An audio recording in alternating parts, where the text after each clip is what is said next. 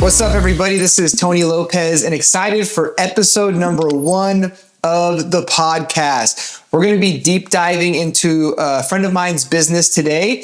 So if you're interested in business, maybe starting a business, scaling a business, this is going to be a great episode for you. Now, my buddy, his name is Dom McGovern. He owns Champion Training Center right here in Las Vegas, Nevada, where he's trained over 14,000 people, over 135 teams, which includes college teams, professional teams, and is just a wealth of knowledge, not only just for business, but for life as well. And so excited to have him on the podcast today. Dom, thanks for joining us, man. Yeah, thanks for having me. I'm excited to spread the word. Absolutely, brother. Well, I feel like, man, we go way back. And even in the early days of your business, I had the opportunity to work alongside of you. And it was a blast, man. And I'm excited to hear not only where things started, but where things are going and what you've learned along the way. Yeah, it's definitely a big part of why I'm here is because of you helping me at the beginning and you going into your own business like this. So right on, man. Well, let's hear a little bit of the backstory first. So tell us, when did you start getting into the gym business? For me, it was I played college sports. So I played football and baseball. So when I finished baseball, I came home and I had opportunities to continue baseball at the next level. But really took a deep dive into a career and business. So I worked with the Silver Springs Rec because I wanted to get a city job, and I heard good things about benefits, and my degree was in recreation. So I had my safe route, and then I had my business. So the way it all started is I said, my name's McGovern. I like sports and fitness. So we went to my cousin. I don't know if you were there. I remember that meeting. That first day. Meeting with your cousin. You were there at the very beginning. And we went to my cousin's house, and he made us a logo. That's when Facebook first came out. So that's where we said McGovern Sport and Fitness, and I was really picky even then on what it needs to look like. Yeah. He was trying to put silver, and I was like, no, red and black, those are my colors. I love that. They're a sign of good strength and power. So started there, and then I trained people at Silver Springs Park. So we did the Tuesday, Thursday. I remember that. You probably still have a similar computer from when you had back then.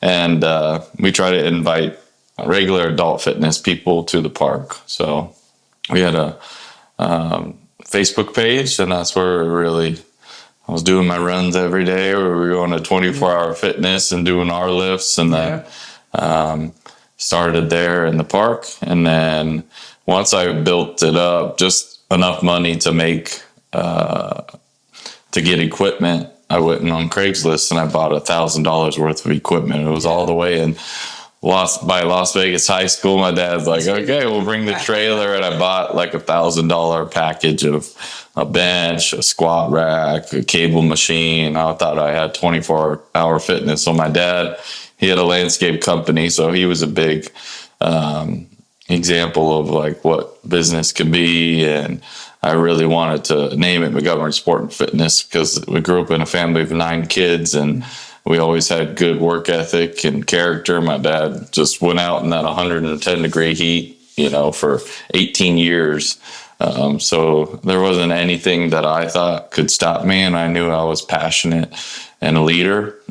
So biggest thing you do is just, I always explain it to the people that I help is you say, what are you passionate about? My name is McGovern. I like sports and fitness. And then what I always said is I learned the business all through the beginning. So I trained one lady that needed to lose weight. I trained an athlete that wanted to go to college. I actually had the opportunity to help a paralyzed kid run again. So I helped Laquan Phillips. I remember that. That's a big deal. Yeah. So I trained him in my garage and really learned the knowledge side and the business side. The business side is just like, okay, do I want to be a coach? Or how do I scale this to make enough money for a family? Because I wanted to not be a coach that you could lose your job the next year or you don't get paid enough. So I really wanted to make it. And that's where I kind of started training teams. I love it. Now, I think what's really cool about your story is kind of like the bootstrap business model. And I feel I can relate to you on that. Like when I went into business, I didn't take out a big loan or nothing. It was bootstrap, and it's a longer startup process, but it's a lot less risky. Yeah. And I think it's cool that, you didn't have a facility, you didn't have a gym.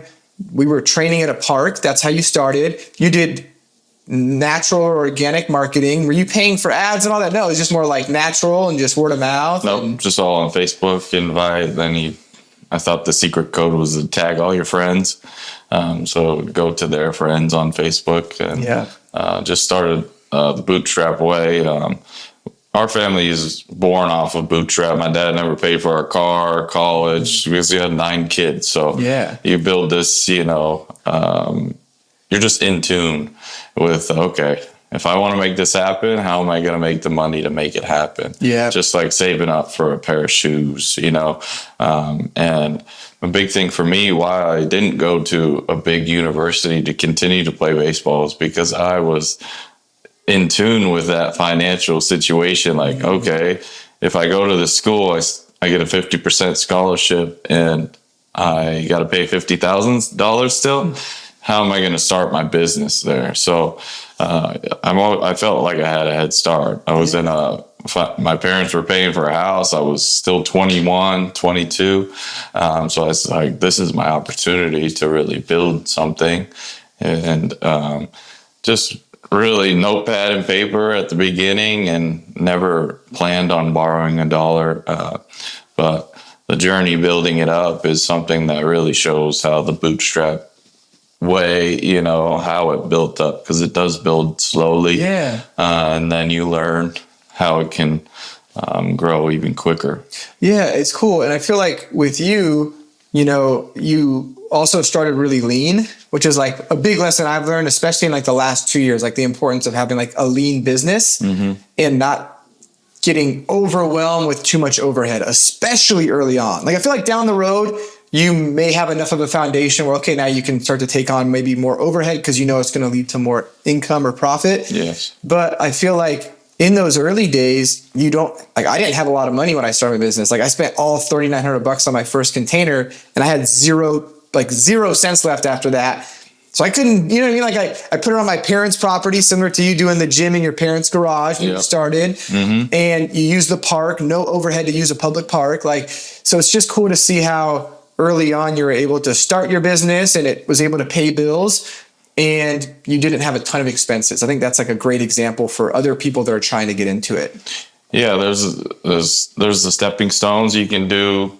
At the same time, that's how you start, because that's how you learn. And so that's how you're going to learn. Okay, how much does your equipment cost you? How much should you charge somebody?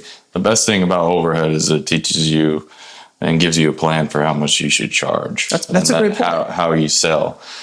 So a good thing to really make people understand, like, this journey is going through the steps. So for me, starting in the park, built up equipment. I was buying that equipment for when I had a facility.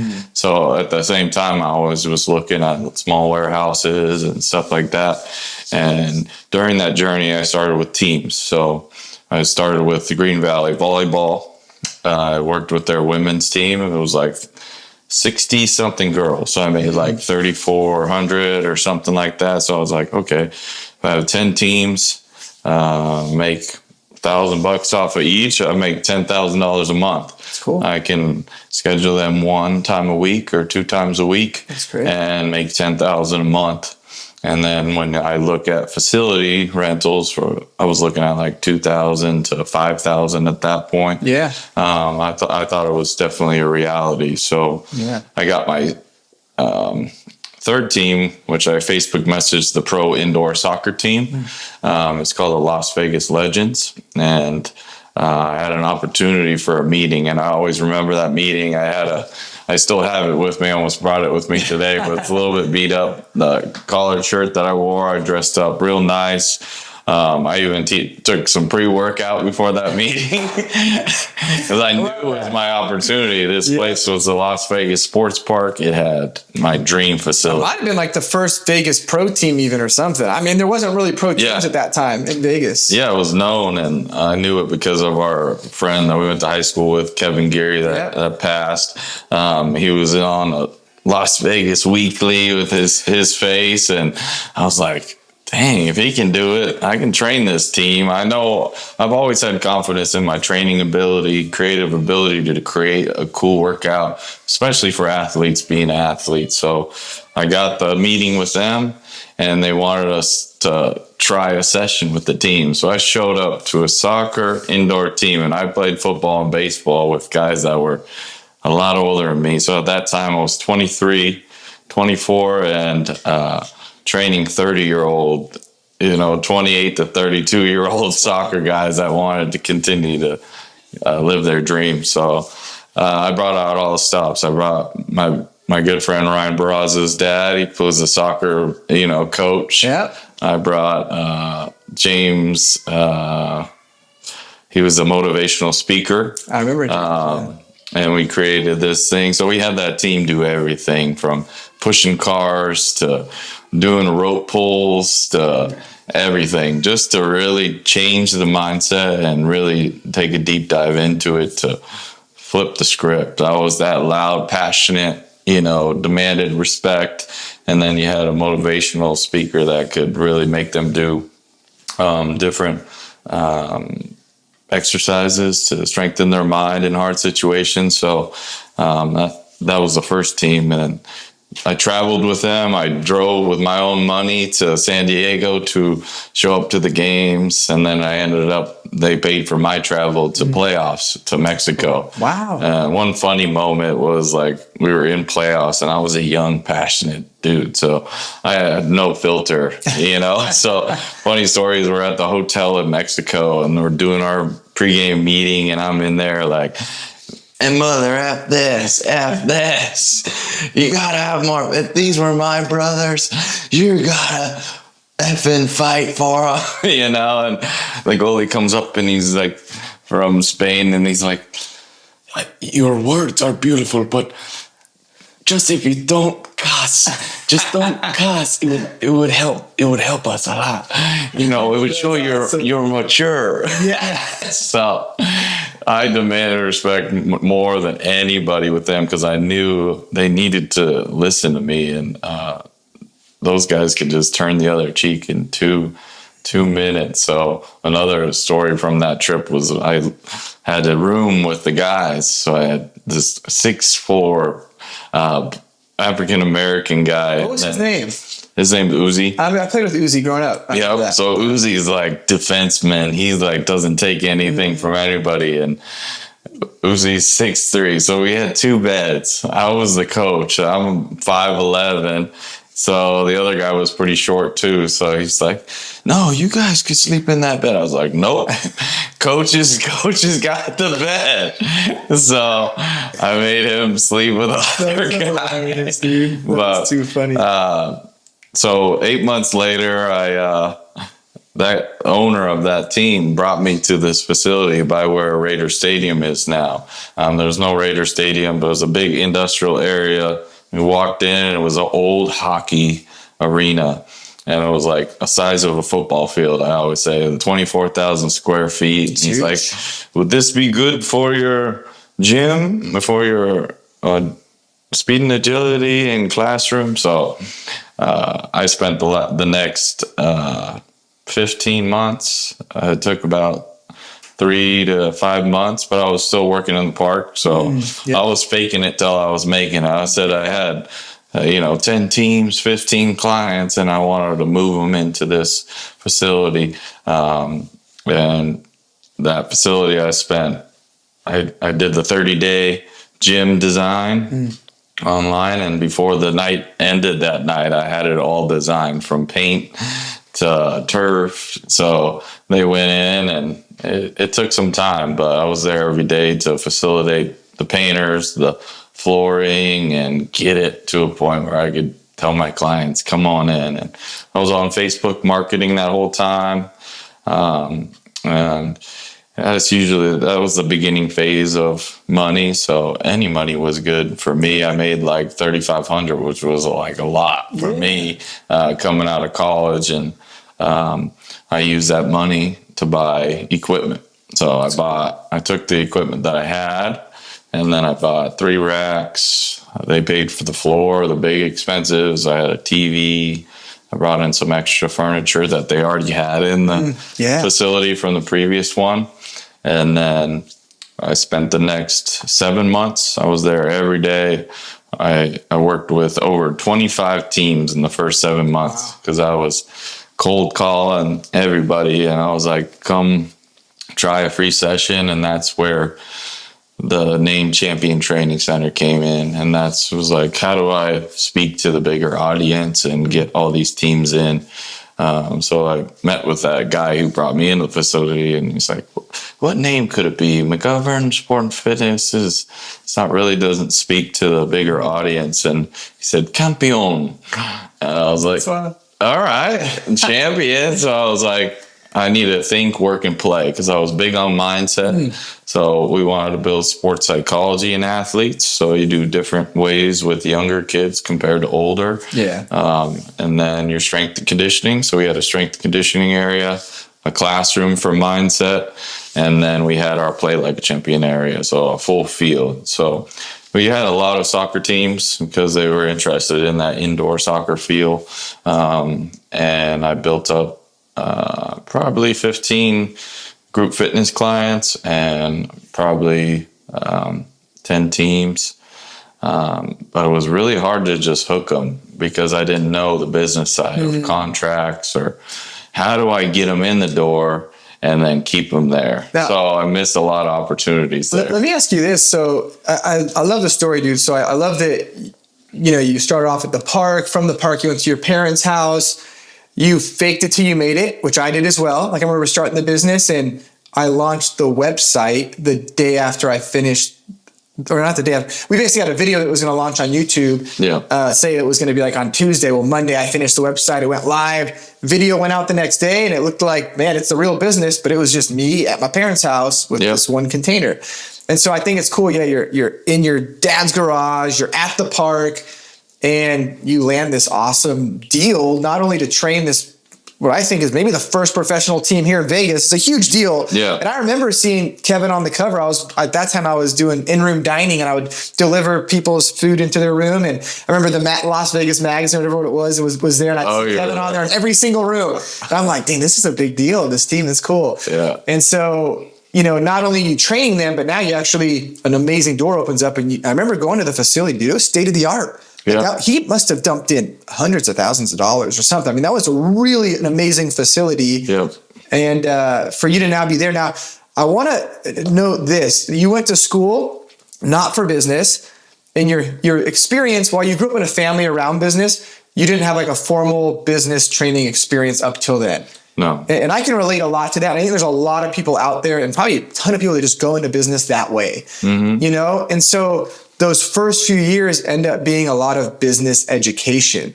So you started to get into the fact that contract sales. What would you say were some big lessons you learned early on, more on the business side, whether it was related to pricing, marketing, overhead, managing expenses? What were some big lessons you learned? I would say the first step is business license. So all you got to do is get your LLC, and it's really easy. It's like, okay, I got to spend, there's like a package of $300 and you'll get your, all three things, your business license. You got to do it with the city. So I learned that technically in the parks, you're supposed to get a permit to be able to run your business. But a lot of people just don't start because they think that's going to be a huge expense, or they don't start because they think health insurance benefits is too expensive, but it's not. That's what you're going to plan into your business plan for pricing. So I learned business type of fees. So learning that's like $300 for the first package, and then $300 a year around there, and it varies per year. You have your insurance. People think it's like a ton, and they're scared to train people because they're going to sue them. But that's only $100 a month, and it goes down after a few years to like 58. That's great. So that's not something that gets in the way. And then really the business side, you learn the strategy side and you learn the overhead side. So overhead's easy to plan with. You just got to get used to, okay, my overhead, it's like going into a bigger house. So you have $1,000 is cheap right now. $3,000 is expensive right now. $5,000 is really expensive, and no way can I do that. And you have this, but that's your work ethic and your character right there, because you have this is once it goes too hard, I can't do it. That's where you hit your roof. So for me, getting into that first facility, I worked 7 months, and then he was giving me a chance to build that business up, which I did. But that place, it's 24,000 square feet. So I had zero clue about overhead for that place. I knew I trained his teams, and you're looking for an opportunity. You're putting in all the effort, but that has nothing to do, because every 4 weeks or every month, there's a payment he has to pay. And he was paying which was cheap for that place, was like 13,600 or something. And he spent all the money, like you said, on the equipment, and I bought just what I could with my money, which was a lot in my head.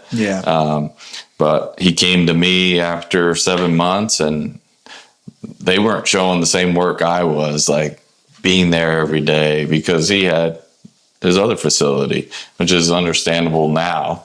But he came in one day, and I'm like, he's having other people look at my areas and stuff like that, which I was like, what the heck? And I didn't have great communication. And he came in, and he's like, you'll thank me or understand later. You're not going to understand now because you don't know the business. But if you want to stay here, it's going to be $6,000 a month. Ooh. Which for me, I was like, oh my God. But for me right now, if I got that facility, maybe not in that location, but for $6,000 a month, I would be like, give me it. Because especially these days, you're going to find that it's $1.50 to $2 per square foot for a commercial facility.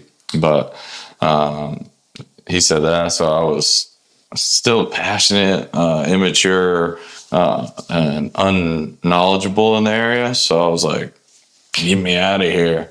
So I brought all my family, and that was really my adversity time, where I was like, okay, I built all these people up. How do I, to the audience, make it look like we're just getting into a new facility? Yeah.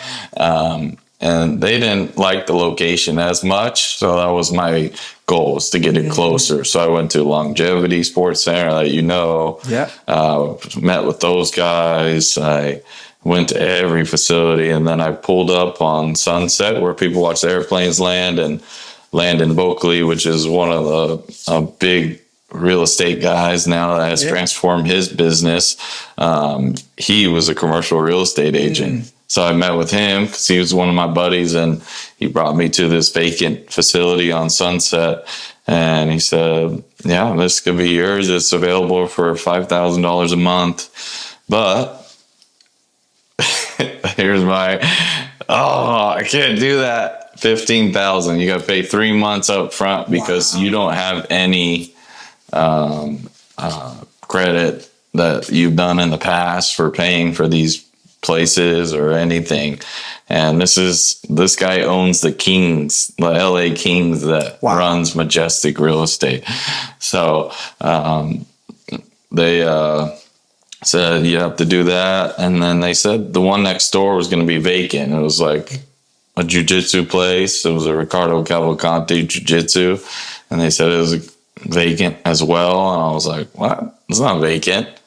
So I called the number on the door, and I met with Ricardo's wife, and she said, Ricardo's in rehab right now for his back. He had a back injury, but our facility's going downhill. We're ready to close it. I was like, well, don't close it. I could take this back area, pay half, and it was $2,500 a month. They thought I was their saving grace, so they could keep doing business. And I thought I was helping for Ricardo, which was in rehab for his back, but he was actually at rehab for alcohol. Oh, wow. And built the facility. My mom helped me put in the 8mm rubber flooring, and I built it up really nice. So I spent the money that I built up. Luckily, I didn't have to pay rent at the last place, so I built up about like $6,000. And I bought 3 treadmills. It was Christmas special. I was like at Sports Authority with my family, bought 3 treadmills for like $1,200 or something. I bought 3 racks. They were like $300 each, $900. So $1,200 plus $900. So I spent like another $3,000. So the first one I spent $3,000, and I'm like, okay, I don't have overhead, still have a roof over my head, and I have clients. So if I know I can make $2,500, then I can, go for it. So I jumped into it, built that facility, and said December. I remember the flyer said December 18th, new champion facility, and I jumped into that facility, and that's where I've been ever since. And 7.5 years ago, I took over the whole facility. Wow. I went through a lot of hard times with that owner, but the smartest thing I did at that point, being business knowledgeable, I got kicked out of the first one because I didn't have any contract. I didn't have anything keeping me there for what I built. Yeah. And that's what you see business owners really, they try to get a facility.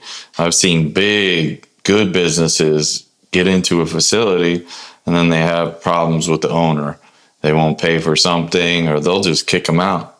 And that's just absolutely impossible to build a business if you don't have your foundation, especially renting a facility. So that's why I teach a lot of people is make sure that you have this in your lease, because that'll dictate if you're going to be successful or not. So, really quick, just to pause it briefly. So I think one thing that's really cool and that I think is really important when you're in business is being one kind of a go-getter and also being very adaptable.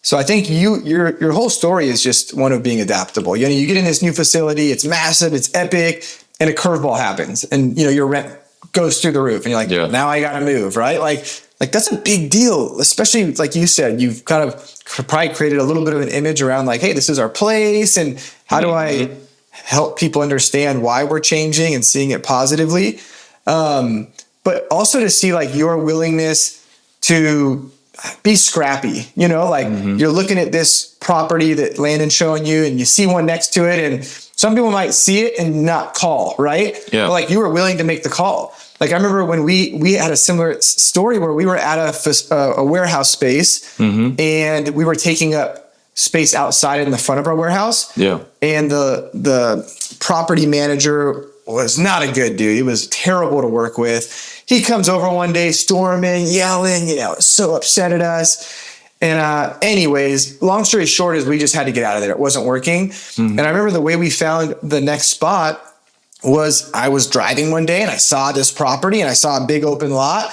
And I just went, knocked on the person's door. They opened the door, just had a conversation. And sure enough, it was the perfect fit, Yeah. So it's just stuff like that where you just kind of have to step out of your comfort zone and be a little bit bold, and doors can open up. So it's cool to see that. Yeah. Once you have the passion to, not quit, because that was from day one is, you probably even saw the passion. This is the way it can't quit, it's gotta happen. So I always told myself at the beginning, you gotta be persistent and you gotta be patient. Yeah. And that's what really helped me get through that. But I love that. You gotta find your ways. You do. You gotta get creative, man. That's the truth. Now, let me ask you this: on the sales side of things, I feel like you've probably, since day one to even this point, you probably evolved a lot. So like, I'm curious, like early on, just super random, but like you're doing the group fitness classes at the park. What are you charging at that point? How does that evolve to when you're at the facility? And maybe we don't want to get too far ahead, but how has that evolved even till now? If those prices just started off lower and just steadily increased, or what maybe advice even would you have for someone that's trying to navigate that and they're in a similar space? Everything is planning based on overhead. That's the biggest thing that I've learned. I would always price to the person, which is not what you should do. You just try to get people there. That's like a cheap way. It's like dollar menu, come on over. But that's not what's going to build it. So at the beginning, the park type of workouts, we try to just charge like $10 per class. Or if you get 10 classes, you get $8 or something per session. So you're making like around $100 for a group member. Yeah. And then the personal training, I only charged about 20 to 30 per session at the beginning. So it was about like 200 to 300, but they only come like 2 times a week. Yeah. So you could have like 4 different clients and you're making like hopefully $2,500 a month. And then as it evolved, I was paying $2,500 a month in that facility, which in that facility, the biggest thing about that lease was I did a lease with the owners instead of subleasing with the person. So if you're ever subleasing with somebody, make sure you do the sublease with the owners of the building and not that person, because they couldn't kick me out. And then when they couldn't pay their rent anymore, didn't have anything to do with my thing, because I had my own relationship. I never missed a payment. They did. So if you're subleasing and that payment is missed on that facility, you're going to get dinged and they're not going to, want you to lease. Yeah. As I went into the 2,500, I wanted to train teams, and I was still my goal was to have it be affordable, because I came from a family of 9 kids that was never able to do it. And I wanted to build a place for Green Valley and all those athletes where they could come and get great training for a good price. And I had the talents of being able to train big groups and train them with intensity and good workouts and get them results we always said results are guaranteed, because we would test them at the beginning of their height, weight, and then whatever sport they played, or if they were a person trying to lose weight, we would test them and then have that be the pillar of results base, because the numbers never lie, as we used to say. And when we trained teams, we would everything was around $50 per kid, $10 a workout. Yeah. So the price really didn't change. I just created a better value facility where people watch the airplanes land on sunset, and that was pretty hard subleasing because I couldn't have my sign on the building. So they would come and see my sign on the window and say, "Is McGovern here?" or "Is Champion Training Center here?" But my goal was to get that 10 teams, make $10,000. I averaged probably like 3 to 4 teams. And then I had group classes that built up. That was about around the $150, $100 per month. So I still kept the same pricing, because making $2,500 wasn't that hard, because I wasn't trying to make any overhead still. I was still at my parents' house. If I was planning for rent or food or kids, it would be a higher price. Yeah.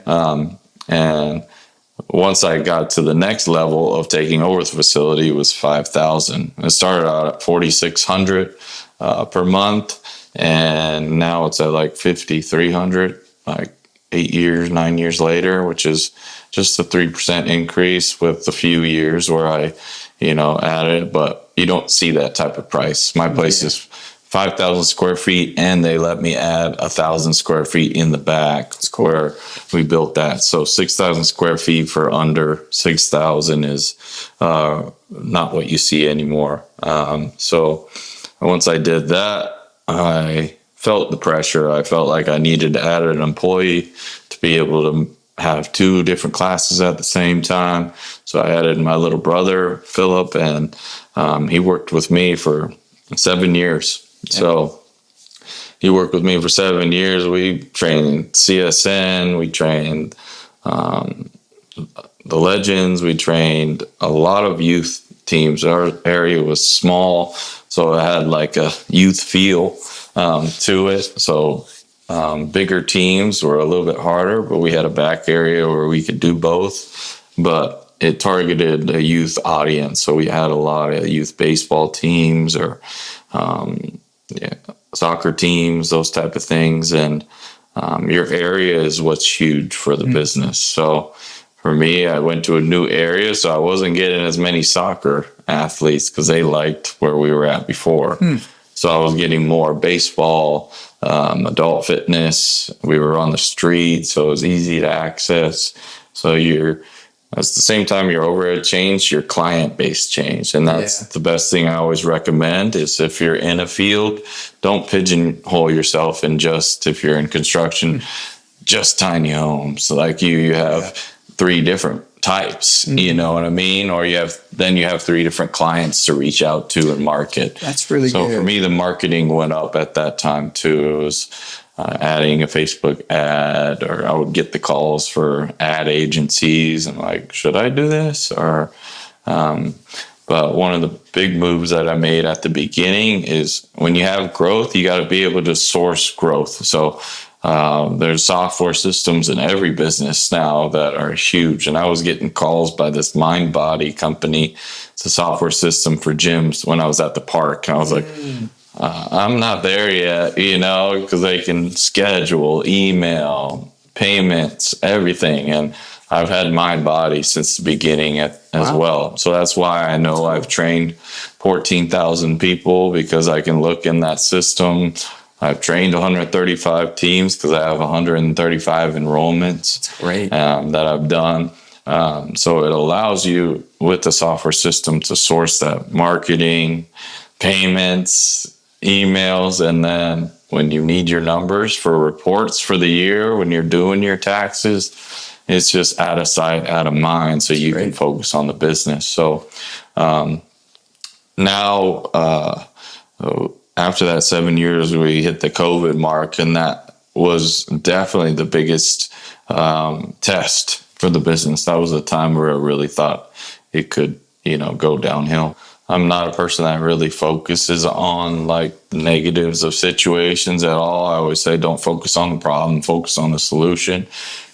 So for me, when COVID started, they said 2 weeks, and our solution was we needed some facility improvements. We never had a weekend or a time to paint new paint or add different flooring in different areas. So we always had a little ugly spots, or the paint wasn't done in certain areas. So me and Philip, we took those 2 weeks, and 2.5 days we painted the facility. Wow. We added a back area where we fenced it off, and then built like a basketball court in the back with half turf, half basketball, to add that.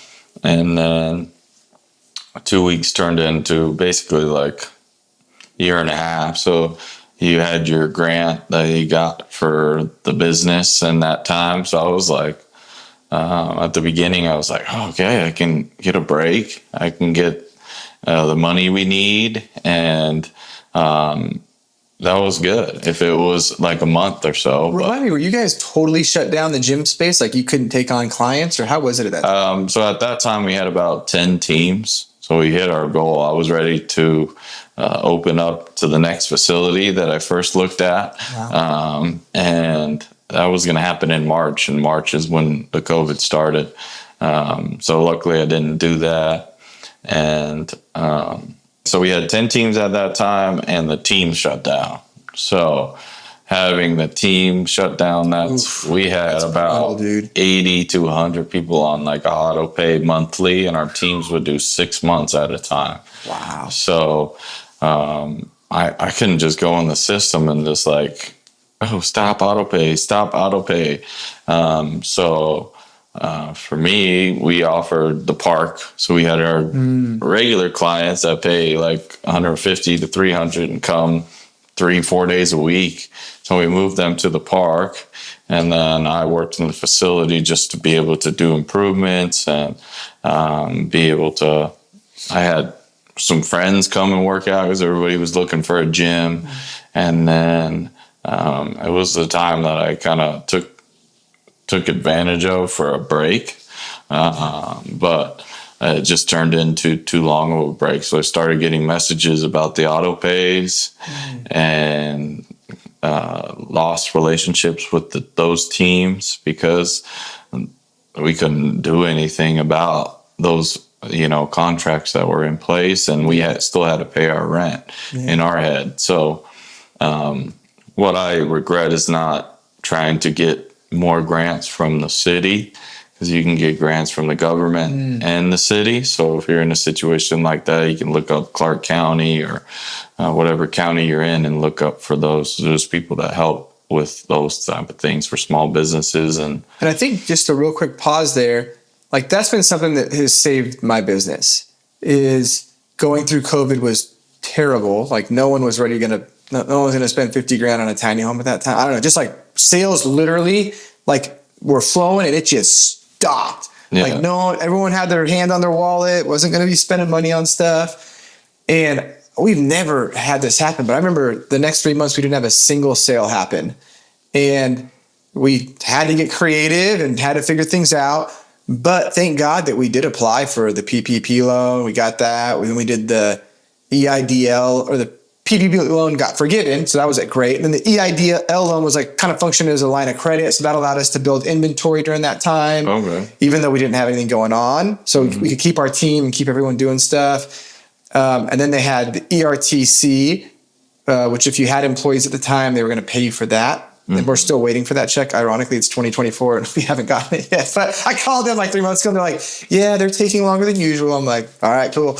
But like those were all things we were able to take advantage of. And by looking back at it, I'm like, man, those would have been way worse of seasons had we not gotten that additional help, Yeah, because it could have, been a great thing, for those type of situations. Because as long as the rent's covered, but biggest thing in the gym type of field for a sports center is momentum. You're building momentum over the years. So every year I built more momentum, more people talking about it, more people knowing where it's at. So that momentum was basically halted, So for me, I went through for me, I played sports that I was a man. If I did good, I controlled the outcome. So I work hard, get the result. This was a situation where you're going to work hard, but you don't get the result. Wow. Nothing's guaranteed. So for me, it was like something I've never experienced before. I've always been a confident person. My confidence was just shot, and it was like nobody could understand me and what I was going through, and I never needed help. I was always a person that helped others. So when I needed help, it was like backwards for other people. And it just took me through like a dark time that is a time where I really found my fiance. I started hanging out with her, and it wasn't a time where I wanted to date or go out on dates because I didn't have any money.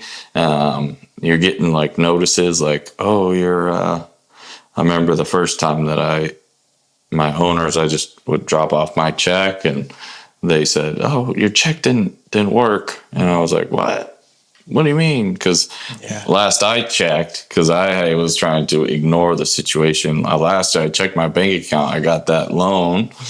So, but expenses, especially over time, are going to add up. So I remember getting that and I was like, panic. So got extreme lack of confidence, panic, didn't want to tell anybody. In that time, I met my fiance and was just transforming my personal life around from where I was I was paying rent and a place to live, and I had to end up leaving there and be able to make the sacrifices and get really scrappy. I counted my coins for the first time. Wow. Again. Yeah. I took it. I was freaking happy like I was when I built my business, saving coins and getting $100 out of it. And it was a time where I already had all the tools in my head to know how to build this business back up, but it was literally like starting from scratch. But I had my facility. So I was only behind about 1.5 months on rent. I literally, instead of having a to-do list that overwhelmed me, I had a what did I do that day list. So I'd literally put in music, walk back and forth in my gym like a crazy pacing person. And I wrote down every day at least a list of like 20. I didn't have a requirement, but like 25 to 40 things that I did that day, reaching out to a new client and building that momentum in, twice the time. What's really cool about that is, first of all, I think that's a good thing someone can connect to, because so much of that season was uncontrollable. You're right. The equation, work hard, get good results, is one that has worked most of my life too. And I'm naturally like a work hard kind of guy. And it's weird when that doesn't work for you. When you work hard and you look at your profit and loss statement and you see negative 10 grand and you're like, what am I doing wrong? Like, I'm giving it everything I have. Why am I not getting the results? And it's really, really hard. And I think you learn some of the biggest lessons in business in that season. Like the biggest lessons I've learned in those seasons was usually related to overhead. And I've always been pro being pretty lean. And being lean is beneficial when you're in those kind of seasons, right? Yeah. And I think it's one of those things where you were lean as well, though. You shared the facility, you covered, like you did everything right. And even in that season, it still feels like it's just not enough. And you focusing on the controllables was really cool. Hey, here's what I did. Yeah. Because it could be so easy to feel like, what can I do? I just feel like there's nothing I have control over. Yeah, because for me, I wasn't going to take away. I had my brother as an employee. I didn't want to have that be taken away. The year before, I bought him like a BMW. So I was very prideful of helping him and being there. So I just I was like, I don't care. I'll just go through the cash myself and then, find a way. Once this opens up, I'll find a way. But that's a good point, because at the same time, it's a good lesson learned for us when that doesn't happen for a business. This is what happens for regular people in regular jobs. So they work their butt off and they get the same result. And that same result, without seeing growth of a new paycheck or a raise, they feel stuck because there's nothing new to achieve unless they're really passionate about it. So that's why most people in regular jobs just feel, I need to get out of this. I'm not happy. And that's what I always recommend. I said, you're just going to go through this short period, if any, of starting your business, learning new things. And guess what? There's no stopping. There's no roof on a business. You're going to continue to work even harder, or learn how to build business strategies where you can make even more. Overhead might go up every 3 years or something like that, but that's if you want it to. You can add more value in the same facility you're in. For me, I've been in the same facility. I've just added more value. There's new things every year, new types of training. We added cold therapy and hot therapy. So I think people shouldn't if you have that type of go-getter personality, if I want to work hard and continue to grow, and then work even harder and continue to grow, then business is definitely the right field for you, especially in something you're passionate about. And the tools these days for getting it started are endless. That's great, dude. That's just that snippet in and of itself right there that you shared. I think people need to hear that. Yeah. Because I remember working ballet here at Mandalay Bay, and there was guys that were there for 20 years. And you just could see it. Like, dude, you shouldn't be here anymore. Like, dude, you hate being here. You give no effort. Like, you just complain all the time. Like, this isn't, you have a lot of potential. Like, you're an awesome human, dude. I look up to you in a lot of ways. And you just need to get out of here and go do something else, though, because you plateaued. Dude, you hit $55K a year on tips, and your payment, and you're just stagnant, you need to challenge yourself with something. And you got a thing I was thinking about today is like, okay, well, why is it so hard why do you as a parent want your kid to go get this safe job? Because you want your kid to be safe. You want to know, they're this great company and they're going to be around forever. And when I'm gone, they're taken care of. Their retirement is good.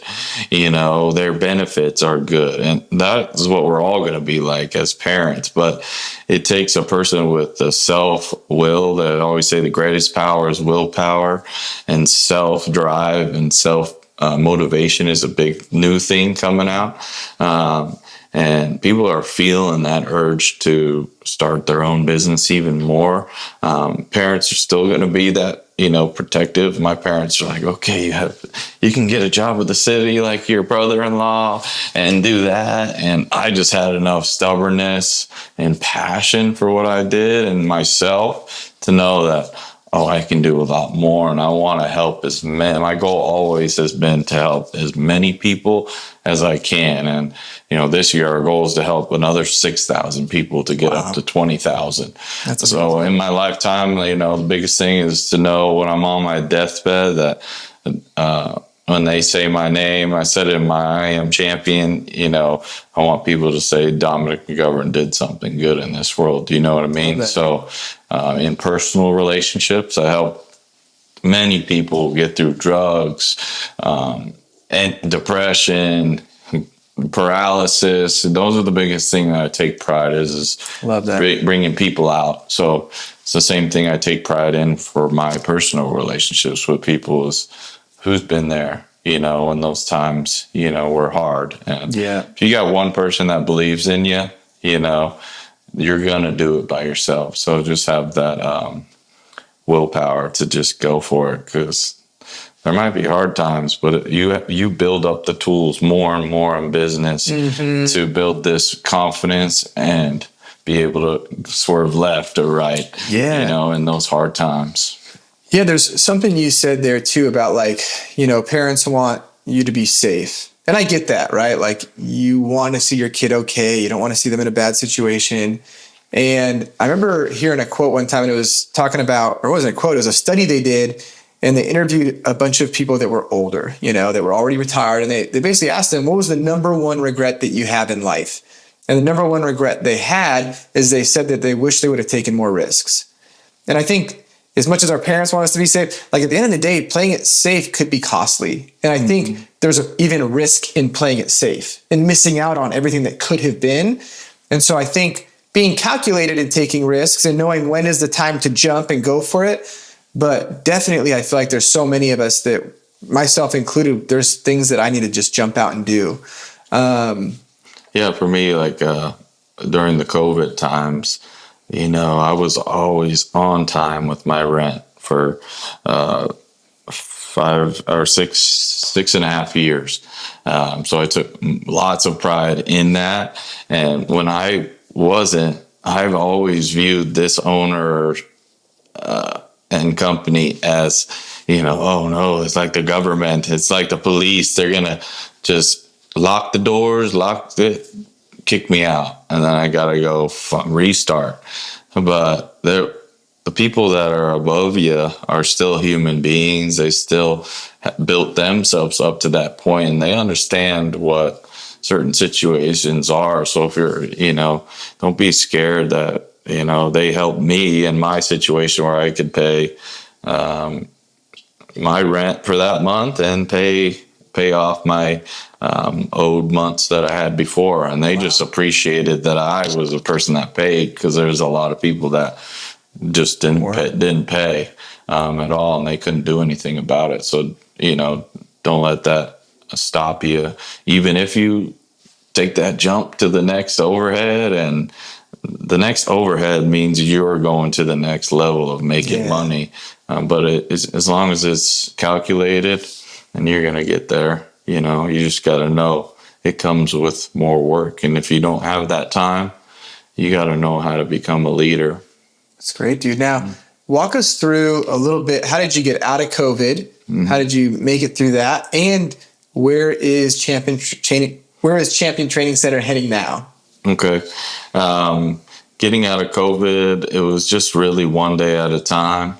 For me, within 60 days, I already paid off my previous due balances and was due up to date on my payments. And I had to get creative in ways where I trained different types of people, or I trained two people, like a group and a group class at the same time. And people just understood because, it was not a different value that could have been better run, but I had to get creative in ways. And there was probably 8 months, 9 months when I was paying things back and getting up to date where I couldn't pay for anything else. I came down to the last few days, and that's where my faith came in, and God was a huge, huge part of going through it. And I'm Catholic, and being able to go through in the middle of it was a Lent phase, and God going through the 40 days of Lent is a time of suffering, but a time of transformation and growth for me. So every week being able to have that faith to put it out there, it was just, God works in mysterious ways, and they weren't mysterious at that time. And I really saw him work in amazing ways with me. I went from 170 pounds to looking like I work out every day, 6-pack, healthy as ever. I got engaged after 300 days of working out. My life was transformed in bigger ways. So it's funny. My dad says that I was resurrected. That's I was crucified, and then I was resurrected. And, wow. The biggest thing in business is your suffering makes you never want to go back to it. So whether you're drinking a lot, if you're not working out, whether you're eating, whatever your vice is, to be able to go to in those hard situations, there's nothing that's more powerful than being able to just get up, write everything you did that day, and get through that. I call it COVID phase. I don't even like giving it power, because it's really just a time of suffering that you learn to become stronger. And getting through that, I got through it within that 60 days, and I crushed every record that I had in the business. So the business was, we thought like $12,000 a month was a lot in a gym business where you're paying, $5,000 overhead, but we were hitting 20,000, and I was doing it all by myself. So I got one of the big deals that I got was I got a baseball club, and in the back area we built a batting cage. The way I got it is a good example of how you have to be creative. For me, I didn't have the money to build a structure and have it be beautiful for a baseball team to come in and sell it. So I had 2 cages I bought from Craigslist. The guy was just moving, so he sold 2 baseball cages, and I wanted to sell to baseball teams. They kept going to a batting cage, and then sacrificing coming to a strength conditioning mindset place like me. So I was like, all right, what's the solution? I need batting cages so they don't go and use that extra day that they have for that. So I have these roll-up doors, 2 of them. I hooked the 2 cages up on the ends on both sides, rolled it up, went to the back side where we already had a fence, put up a basketball court, a basketball hoop in the middle, 2 poles. It was actually an old tetherball net, and one on the other side, there was already a pole built in. So hooked them up, tied them up, brought them up, hosed it off, made it look all pretty. I did my first few lessons there, made some extra money, and then brought in the club team. They had carpenters as coaches. They came in on one Saturday, cleaned it out, built it up. It's all wood, beautiful structure with lights, cages. Within 2 months, I had a person paying my whole rent, $5,000 a month. Wow. For a whole year. No way.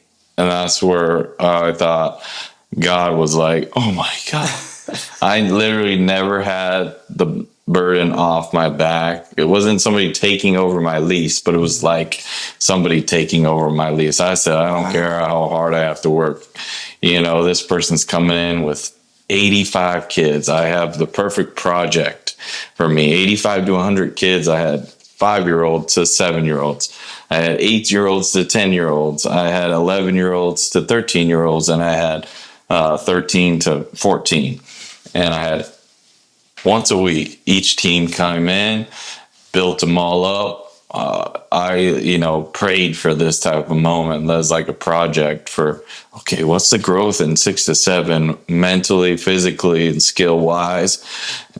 8 to 10, 11 to 12. So the knowledge was huge for the business, as well as the relief of like, oh my God, I got that first check, and built it up. And I had all the other areas. The biggest thing that I did was take away a lot of time for me in other areas. So it would have been a good time to hire somebody else, and you learn those type of things. But we built up a good I Am Champion YouTube series where we had a lot of people come in, and built that up all last year. But you got to be ready. Even when you get that, it's not forever. It's a year contract, and that person could run out of money. There could be something, and that's what happened this past year. So they had a little drama with their team. They couldn't come back. So you have your ways, and then you have your business logistics of contracts. You have collections if they don't pay, and it's always good to have something like that in those type of situations. So it is really cool to see how your things you've learned in the past with contracts was able to help you in this situation. And cool to see how it was kind of a win-win. Like it worked out. Like they produced the batting cages for you, and now you have this going forward. Yeah. So kind of looking forward, from this moment and where things are now, where's everything headed, and what are you up to today? Yeah. So, Champion Training Center is on the growth path always. You always don't have a perception of it's not going to continue to grow. You just go with the flow, but you're always pushing the creativity limit. For us, we have our 5 different areas. Our newest area is called Champion University, where we help people that just graduated or want to get into the sports training field and with a kinesiology degree, but don't want to just become a coach for a team. We help them learn business strategy of how to build your sports or fitness coaching business. We give them the facility to really train people and build it up to a point where they have a successful business and they're learning a lot throughout the way. Then we have our regular team training. We want to help as many teams as we can. We're working with the CSN, that's the College of Southern Nevada, and we're going to be working with all their teams this year and help them on a financial basis too, with doing camps and building up the budget. So it's a win-win situation. We're always looking for new teams from the youth all the way up. Sometimes recreational sports don't think they should go into this type of training, but they're the number one kids that really need to build the tools up mentally and physically. So if you have just a regular kid that wants to get into sports, you should really jump into our program, because there's no bad days. There's no bad games in our facility. It's always a good experience and something that sees results. So we all are at different areas, continually to grow, different seasons.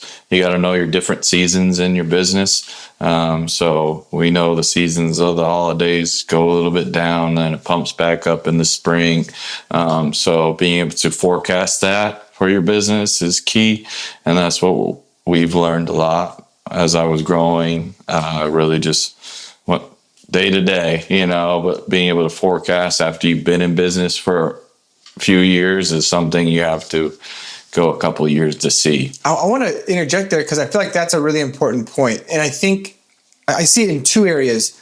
When I started Alternative Living Spaces, we thought we were blowing up. Mm-hmm. So we hired a bunch of people, not realizing we were just experiencing the busy season, and that in a few months it was going to be the slower season, right? Yeah. And so like you said, you get kind of the ebbs and flows. We have a business, we do RV rentals, and we're just getting out of the slow season. It's winter. But like now that we've done it for 2 years now, and now we can really understand, like, dude, there's just an actual slow season. Like, people are not renting the RVs. They don't want to go to national parks. It's too cold. Yep. And so, trying to account for that, because our overhead doesn't change. Like, dude, that rent payment, for us, we got like a space that's $2,500 a month to store stuff. Mm-hmm. And dude, that thing is going to come in December and January and February and March, even if you don't got any RVs going out of there. Yeah. So in order to make it work as a business, having that perspective, or maybe talking to someone, if you haven't been in the field long, learning from other people, like, hey, what is the seasonality of the business I'm in is yeah, key. because you're not going to spend as much when you're making that big money during the heavy season. You're like, okay, throughout the year, I make this much. That's an average of this much per month. So I got to not have my spending be overhead, over that head, right. What I mean? So something definitely that you have to learn. I would say like the different areas that you really need to focus on is what you're passionate about, what they always say, what you hear on all the videos. You got to be able to not quit. It's just like choosing a sport or when you're younger. What do I like to do? What makes me happy? And then you build the knowledge around it. So the different business strategies, I said not to pigeonhole yourself. So have different areas that you can go to, especially for those seasons that are slow. Yeah. For us, we have different sports that go out of season or in season. Then I would be able to say, like, be scrappy. Yeah. So being able to take the right turns and then not be afraid to take the turn. Jump to the next level and see what happens. But you never know unless you try it. But being creative it's a quality in people. So it's a quality that you need to have in business. So that's why being in something I've been around for a long time, like me, with sports or mindset training or helping people, or just the business strategy, something that you really got to have in your toolbox. But after going through COVID, it's not just you that can help your life. It's the people around you. I've had many people help me when times were tough. I had to have my parents help, my siblings help. And there's people that are going to be surrounding you because they believe in you and they want to see you happy, and they know that business makes you happy. So those type of people surrounding you, and then always have your business mentors or people that you can ask. A lot of times in your business, there's a lot of competition. Don't be afraid of it. I'm never afraid of competition. If I ever hear about them, I'm always just saying you can't beat a person that doesn't quit. Yeah. It's that person that just keeps driving to the basket. You're going to not want to go up and block. The first couple times you're going to want to, but the third or fourth time you're going to not want that contact. And there's times in business where you get hit 3 or 4 times, and you get to a point where your confidence is shot, like mine. You get, you don't have the same confidence for doing, training the people, because your confidence in yourself it's hard to separate, especially when you're coaching or teaching a knowledge, and, whether you're teaching how to paint or, build a new container home and how you set it up. your confidence gets shot sometimes, but believing in yourself is key, and looking back at where you came from is key, because it's easy to focus on this month's overhead because you have to, but you gotta surround yourself with people that have, like my fiance has seen me grow, and the biggest thing that literally brought me out of my lack of confidence was her saying, "I'm proud of you" every day. So being able to say, "I'm proud of you," and having one person, that's what I said, it takes literally one person to believe in you and show you that love and belief in you, and you can do some crazy things, especially that's why you see people jump into these big businesses. But remember, if you really study your businesses, if it's a big business, there's a lot of overhead. So me and you kind of talked about it yesterday, but we want to make it known that there is like a medium level of business. For me, they're small. You're either dictated as small business or big corporation. Everybody has a bad view of big corporation, and everybody, has like this small view of businesses. So they can, what's wrong with it? That's keeping it small, but you can be in that middle ground, whatever your overhead is with your life. You want this big of a house, you want this big of a car, you have this many kids. You can calculate all that type of things, and times, that's how you charge, in your business, and you make the money that you need to make. But if you want to go big, you take bigger risks, but no, the work comes with it and the overhead comes with it. But as long as you go to bed and you're happy knowing you paid all your bills, because for me, having to go backwards really gave me that perspective. I built it up where I was paying $5,000 a month, hit my highest month, to drop it down like I had money when I was in the park, and that really gave me a new perspective on, this is where I'm going to be happy. Training everybody, because I had people that worked for me before, didn't train as much, and the passion starts to get lost. You focus on a lot of negatives. You treat your employees a little bit with that same attitude, I guess you can say. So those are kind of the keys. Find your passion, find your middle ground of the business, know and learn all the time, and set your sights where you want. I love it, man. Yeah, and I love especially that point about big business, because I feel like that's kind of the only lens I had for business success, was that you'd have a big business. And I feel like in the early days, it was a striving to try to be a big business. And it's funny that the bigger the business got, the less I enjoyed it.